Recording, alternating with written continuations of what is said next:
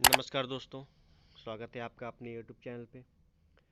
आज हम लोग अनुसूचियाँ पढ़ेंगे जो आने वाले एग्ज़ाम के लिए काफ़ी फ़ायदेमंद है, जैसे यूपी पीसीएस, बीडीओडी एग्ज़ाम, लेखपाल, यूपी पेट, आरओ। चलिए बिना देरी किए स्टार्ट करते हैं। अनुसूचियाँ। तो मूल संविधान में अनुसूचियाँ कितनी थीं? 8 थीं। वर्तमान में 12 हैं। मूल संविधान का मतलब जो संविधान 26 जनवरी 1950 को लागू हुआ था, तब अनुसूचियाँ 8 थीं और वर्तमान में 12 हैं। अनुसूची 1 में क्या है? भारत के सभी राज्यों, केंद्र शासित प्रदेशों व उनके राजधानियों का उल्लेख है। मतलब भारत में अगर कोई भी नया राज्य बनेगा तो वह अनुसूची 1 में रखा जाता है। तो भारत के सभी राज्यों, केंद्र शासित प्रदेशों व राजधानियों का उल्लेख अनुसूची 1 में है। अनुसूची 2। अनुसूची 2 में प्रमुख संवैधानिक पदाधिकारियों के वेतन, भत्ते व पेंशन का उल्लेख है। जैसे बात करें राष्ट्रपति, राज्यपाल, मुख्य न्यायाधीश, चाहे हाई कोर्ट के हों, सुप्रीम कोर्ट के हों, लेखा महानियंत्रक, महान्यायवादी, महाधिवक्ता, ये सभी। लेकिन ध्यान रखिएगा, उपराष्ट्रपति के वेतन भत्ते का उल्लेख इसमें नहीं है। यह आपसे क्वेश्चन पूछा जाता है कि अनुसूची 2 में निम्न में से किसका उल्लेख नहीं है, तो उपराष्ट्रपति का उल्लेख नहीं है। क्यों? क्योंकि उपराष्ट्रपति को वेतन राज्यसभा के सभापति के रूप में मिलता है। उपराष्ट्रपति को वेतन उपराष्ट्रपति के रूप में न मिलकर राज्यसभा के सभापति के रूप में मिलता है। इस वजह से अनुसूची 2 में उपराष्ट्रपति का उल्लेख नहीं है। उपराष्ट्रपति आर्टिकल 63 में इसका उल्लेख है, याद रखिएगा। चलिए आगे देखते हैं। अनुसूची 3।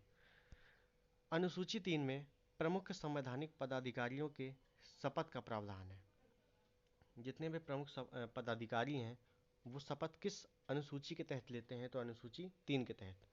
लेकिन ध्यान रखिएगा, राष्ट्रपति, उपराष्ट्रपति, राज्यपाल के शपथ का प्रावधान केवल अनुच्छेद में किया गया है, आर्टिकल में किया गया है। जैसे राष्ट्रपति अनुच्छेद 60 आर्टिकल 60 के तहत शपथ लेते हैं, उपराष्ट्रपति आर्टिकल 69 और राज्यपाल आर्टिकल 159 के तहत शपथ लेते हैं। चलिए आगे देखते हैं। एक चीज़ और, राष्ट्रपति, उपराष्ट्रपति, राज्यपाल और न्यायाधीश संविधान के रक्षा की शपथ लेते हैं, और जितने भी अन्य पदाधिकारी हैं वो पद व गोपनीयता की शपथ लेते हैं। तो आपसे क्वेश्चन पूछा जा सकता है, तो ध्यान रखिएगा, राष्ट्रपति, उपराष्ट्रपति, राज्यपाल और न्यायाधीश ये संविधान के रक्षा की शपथ लेते हैं और अन्य सभी पद व गोपनीयता की शपथ लेते हैं। चलिए आगे देखते हैं। अनुसूची 4। अनुसूची 4 में राज्यों व केंद्र शासित प्रदेशों के प्रतिनिधित्व का उल्लेख है, मतलब राज्यसभा में। डायरेक्टली कहें तो राज्यसभा में सीटों के आवंटन का उल्लेख अनुसूची 4 में किया गया है। चलिए अनुसूची 5। अनुसूची 5 में SC/ST क्षेत्र, मतलब शेड्यूल कास्ट व शेड्यूल ट्राइब क्षेत्रों के विशेष प्रावधानों का उल्लेख है। मतलब कुछ SC/ST क्षेत्र हैं, वहाँ पर विशेष कानून है, विशेष प्रावधान है, उसका उल्लेख अनुसूची 5 में है। और किसी भी जाति को SC/ST घोषित करने का अधिकार केवल राष्ट्रपति के पास है, और किसी भी क्षेत्र को भी SC/ST घोषित करने का अधिकार केवल राष्ट्रपति के पास है। चलिए आगे देखें। अनुसूची 6। अनुसूची 6 में पूर्वोत्तर राज्यों में प्रशासन चलाने का उल्लेख है। कहाँ कहाँ पर? असम, मेघालय, मिजोरम, त्रिपुरा। ये आपसे क्वेश्चन पूछा जाता है कि अनुसूची 6 में निम्न में से किस राज्य का उल्लेख नहीं है या किस राज्य का उल्लेख है। तो ध्यान रखिएगा, अनुसूची 6 में केवल 4 ही राज्यों का उल्लेख है, असम, मेघालय, मिजोरम व त्रिपुरा। चलिए अनुसूची 7। अनुसूची 7 में केंद्र व राज्यों के मध्य शक्तियों के विभाजन का उल्लेख है। मतलब केंद्र व राज्यों के मध्य शक्तियों के विभाजन का उल्लेख अनुसूची 7 में है, और यह विभाजन सूचियों में किया गया है, जिसकी वजह से 3 सूचियां बनाई गई हैं, संघ सूची, राज्य सूची व समवर्ती सूची। इनके अलग अलग विषय हैं अपने अपने। तो संघ सूची में पहले विषय थे 97, लेकिन अब हैं 100। राज्य सूची में पहले 66 विषय थे, अब 61 हैं। और समवर्ती सूची में पहले 47 विषय थे, अब 52 हैं। संघ सूची देखते हैं। संघ सूची में कानून बनाने का अधिकार केवल केंद्र सरकार के पास है।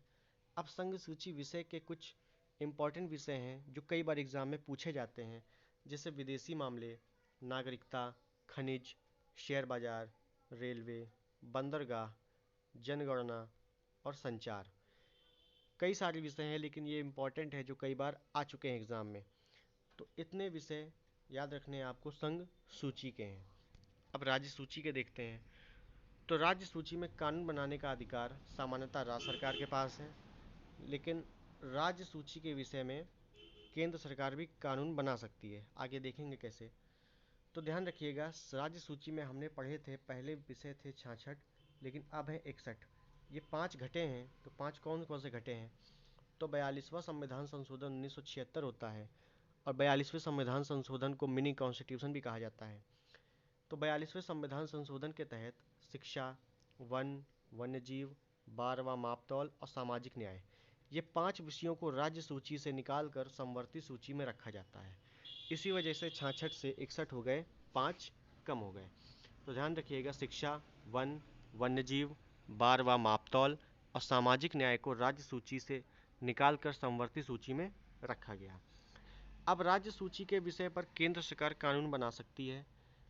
किस किस प्रावधान के तहत, किस किस परिस्थिति में उनका उल्लेख किस अनुच्छेद में किया गया है। अगर राज्य सूची के विषय पर केंद्र सरकार कानून बनाती है तो उसका टाइम पीरियड क्या है, ये बात करेंगे अगले वीडियो में। तब तक के लिए धन्यवाद।